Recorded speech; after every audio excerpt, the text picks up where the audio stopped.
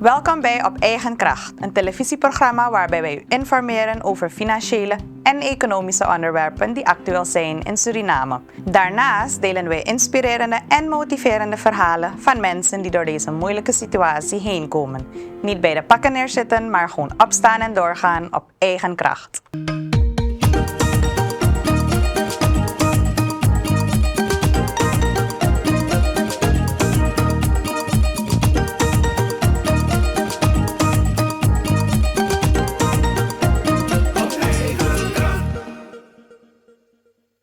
Vandaag. Streven naar gemeenschapsverbetering. Met kralen een onderneming starten. En een eigen onderneming met typische Jamaicaanse gerechten. Het Bureau voor Gemeenschapsprojecten streeft ernaar om armoede te verminderen en de levensstandaard in de Surinaamse gemeenschap te verbeteren. Binnen dit kader worden 2 projecten uitgevoerd: het Basic Needed Trust Fund en het Bureau Gemeenschapsprojecten Programma. Organisaties kunnen bij dit bureau projectvoorstellen indienen voor financiële ondersteuning in de vorm van een subsidie. Melissa Benjamin gaat in gesprek met projectcoördinator Jaswan Dukaran om meer te weten te komen over deze initiatieven. Meneer Dukaran, welkom in het programma. Mijn eerste vraag is: wat is het doel van het bureau waar u betrokken bij bent? Het bureau is in feite opgericht met de doelstelling om armoede terug te brengen en zoveel als mogelijk levensonderhoud en verbetering toe te passen richting de gemeenschap. We hebben dus 2 gemeenschapsprojecten: het Basic Needed Trust Fund, welke gefinancierd wordt door de Caribbean Development Bank, en het Bureau Gemeenschapsprojecten Programma, welke gefinancierd wordt door de overheidsbegroting. Kunt u ons uitleggen wat het verschil is tussen deze 2? Ja, het eerste, met name het Basic Need Trust Fund, geeft het in feite ook al aan. Het is meer het basic need van zo'n gemeenschap. Men kan projecten daarin dienen in 3 categorieën, met name water en sanitatie, irrigatie en drainage en voor, zoals men het zegt in het Engels, het is makkelijker uit te leggen, de education en human resource development. Dus educatie en ontwikkeling van de mens. En hier in de 3 categorieën is ook de focus op het terugbrengen van armoede en het bevorderen van het levensonderhoud van de mensen.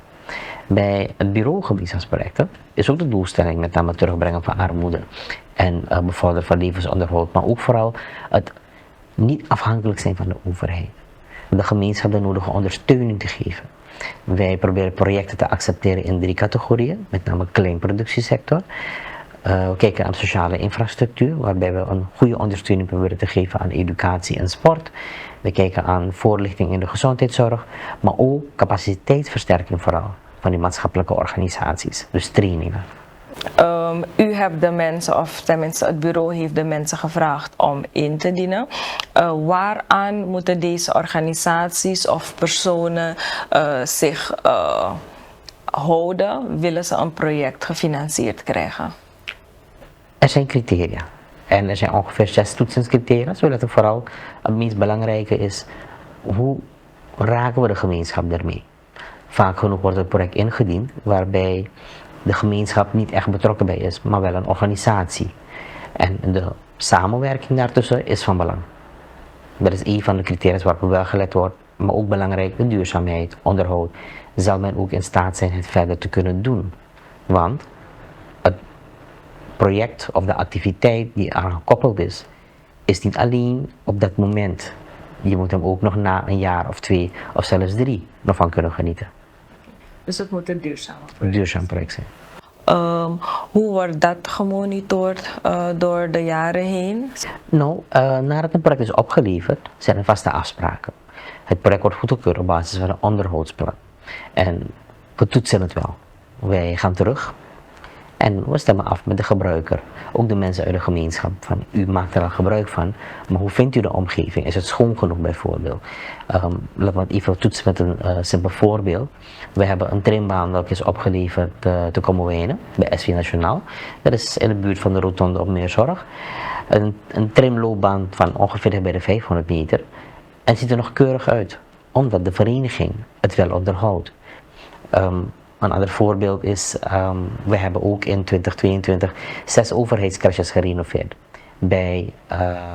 via het Basic Need Trust Fund. Maar niet alleen de renovatie, maar het was ook inrichten van de keuken. En het mooier maken in feite met extra schilderwerk van de schutting, etc. Dus daar zie je dus nu ook dat er mooie en leuke crèches zijn, maar het bestuur moet er nu wel voor zorgen dat het verder gaat. Hoe worden deze projecten gefinancierd en de projecten die worden ingediend, tot welk bedrag mogen ze worden ingediend? Ja, is het meest belangrijke op zich, want daarna kijk ik me echt uit. We hebben 2 vormen. Bij het Basic Need Trust Fund programma is er in feite, zoals men noemt, een call of proposal. En daar zijn er ook kleine, grote en middelgrote projecten. En hangt er vanaf wat het budget is.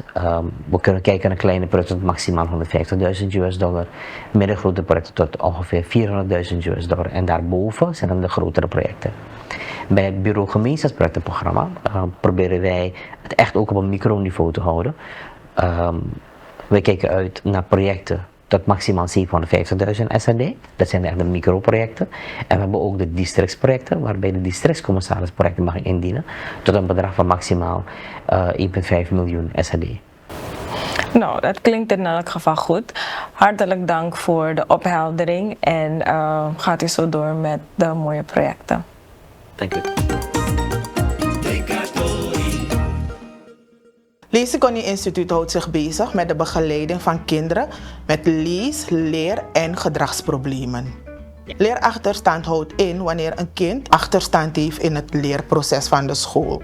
Bijvoorbeeld, een kind in leerjaar 5 heeft moeite met de basisvaardigheden van rekenen, voorbeeld optellen en aftrekken.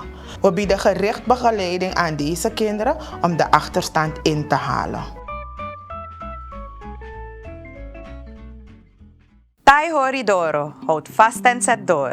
Voor steeds meer mensen is het een noodzaak om meerdere inkomstenbronnen te hebben om in hun dagelijkse levensbehoeften te voorzien. Imecia Nelson moest na het beëindigen van haar relatie leren omgaan met verlies. Ze vond troost in het maken van kralen accessoires. Omdat haar partner ook de belangrijkste inkomstenbron was, moest ze leren om financieel zelfstandig te worden. Dit deed ze door buik- en halskettingen van kralen te maken en later ook tassen van kralen die ze vervolgens verkocht.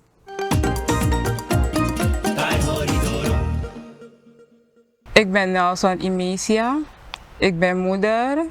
Ik ben oprichter van Beauty and the Beats. Het was eigenlijk in het begin een soort therapie voor mij. Ik had verdriet en ik was depressed. Maar wanneer ik bezig ben met mijn kralen, dan voelde ik me weer mezelf.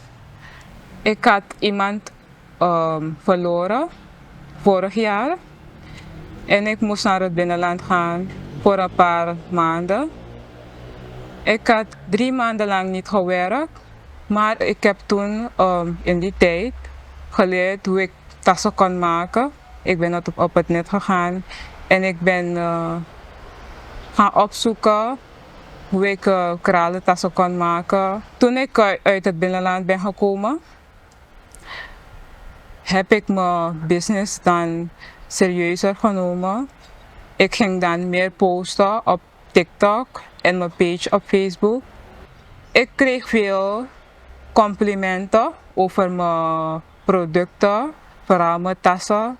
En dat had me dus gemotiveerd om verder te gaan met mijn business. Mensen stonden niet altijd achter mij. Ze gingen zeggen dat ik moest stoppen met mijn kralen business en werk gaan zoeken bij de overheid. Omdat wat ik deed niet echt een baan was. Maar ik had toch niet opgegeven, want ik zag dat ik groter kon worden en dat ik meer kon doen. Dus ik was doorgegaan met wat ik deed. Ik nam het eigenlijk als een motivatie om verder te gaan en om ze te wijzen dat het wel iets is. En ja, dat het wel meer was dan kralen, met kralen spelen. Ik kan toch uitkomen hoor, Want ik verkoop niet alleen in de stad en ik maak niet maar één product. Ik maak verschillende dingen. Ik maak tassen, ik maak sieraden, ik maak buikkettingen. En ik stuur ook voor mijn moeder in het binnenland om daar te verkopen. Dus aan het einde van de maand heb ik wel iets. Heb je een idee? Zit je met iets? Wil je een business starten? Ga ervoor en werk hard. Want het is moeilijk, vooral in het begin. Het is moeilijk als je een business hebt of als je wil starten. Maar je moet niet opgeven. Bid tot God als je een probleem hebt.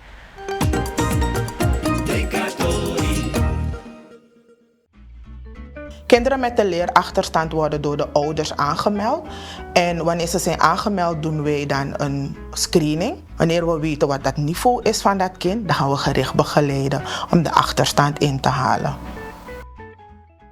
In een tijd waar economie onzeker is, biedt een vast inkomen een gevoel van zekerheid. Toen Jill zwanger raakte, besloten zij en Clive van Jamaica naar Suriname te verhuizen, daar ze haar familie bij haar eerste zwangerschap wilde hebben. Clive was helemaal weg van Suriname en wilde zijn Jamaicaanse gerechten hier delen. Daarom begonnen hij en zijn vrouw een typisch Jamaicaans restaurant waar zij onder andere de bekende jerk chicken verkopen. Our journey started in 2009 in Jamaica. That's when I met Clive Williams. We worked together at Sandals in the entertainment department. We lived on property. It was a good life. She never liked me too. I just want to put that there.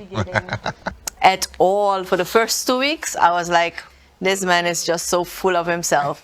But then we got to work together on activities. We had daytime and evening activities. We worked together and we clicked. And ever since, we're inseparable. It's been 15 years. So Jill was pregnant and we decided to move back to her country based on the fact that she did not have other families here. It's my first child, her first child. So we decided to come back here where she can, that 9 months around people that she knew. And the reason why we came to Suriname. And then I fell in love with Suriname, and it's the reason why we stayed. My wife wanted to be more in Jamaica based on the experience there, but I also saw the need of what I could bring to the market here. Not just that, how we could really earn more money being here. Never really worked out like we planned, but it was exciting because we got a chance to really do a lot of businesses together. In the short time that we've been here, we've started with decoration. We have done productions, commercial production. We've painted rooms. We've done hosting events, organizing events. We did weddings, you know. Her sister's husband worked with the telecommunication company, and we did their wedding. So all of those higher level company owners came to that wedding, and I hosted the wedding. So then from there, yeah, we just rolled out, and everywhere it's just us, you know. Jamrock started in January of 2012. It's my daughter's birthday, first birthday. Not so far from me coming into Suriname. I really thought that we should do Jamaican food. From there, everybody liking, because we did the jerk chicken, we did the rice and peas, it's a Jamaican full menu on the table. They enjoyed it, and then from there we started at the Anamustraat, and we had a little location on the side of the road, just like how it is in Jamaica.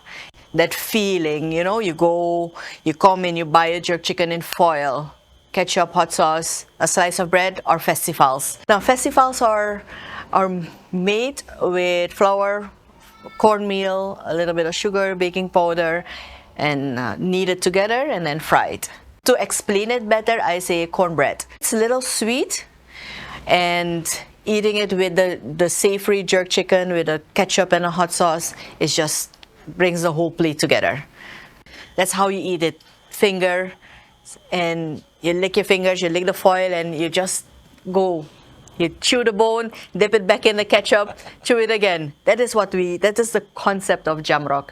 We had to extend the menu a little bit, so we added burgers, we added wedges. What we don't have, rice and peas, wraps. What we don't have and never actually want to sell is fries, because we don't want to be just like another barbecue stand. In 2015, just before the elections, the exchange rate started to fluctuate. Started getting a little bit from 3.35 to 3.5 to 4 at one point, and it affected our income, because even though Jamrock was unique, it wasn't. It started to, decline a little bit. So it got harder to pay the bills. In Suriname, you're selling your product and getting SODs back, but you're paying your rent in US or euros. When the euro exchange rate changes, you can't change your prices, But you have to keep the business going, because you have customers who bought your food for this price yesterday, and today, because the exchange rate changed, you can't change it today. So it grew difficult then. And it's the reason why we closed, and it's the reason why we stopped Jamrock for a while. We decided, let's go to Jamaica. We packed up whatever we had sold, whatever we had, and then we left. Jamaica was our normal phase life, where we were employees. We had to go look for a job, rent a house, make a living for our own. And it worked out pretty well. We were comfortable. Even though I wasn't working, we could still manage with one salary.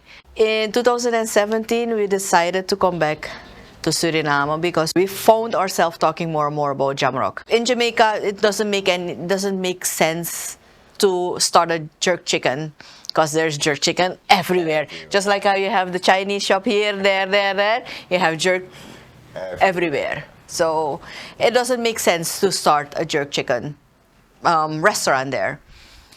And there was entrepreneurship. Yeah, I think we really missed that. So we decided, let's pack up again, move the family back here.